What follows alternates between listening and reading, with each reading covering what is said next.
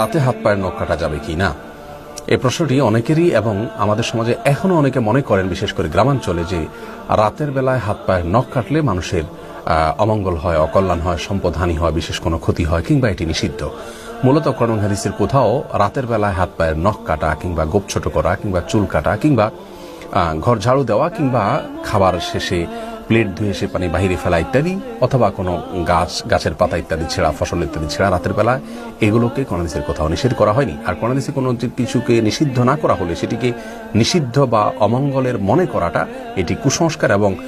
এক ধরনের শিরকি বিশ্বাস, যা থেকে আমাদের বেঁচে থাকতে হবে। রাসূল করিম সাল্লাল্লাহু আলাইহি ওয়াসাল্লাম বিভিন্ন হাদিস থেকে আমরা জানতে পারি লা আদওয়া ওয়ালা তিয়ারাতা, এবং এ জাতীয় অনেক হাদিস রয়েছে যেগুলোর খোলাসা হলো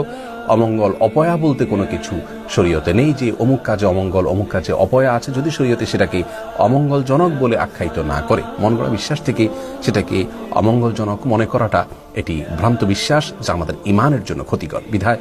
এই বিশ্বাস থেকে আমাদের সরে আসতে হবে। অনেক হিন্দুরা মনে করেন, বিভিন্ন ব্লগে আমি দেখেছি যে তাদের ধারণা মতে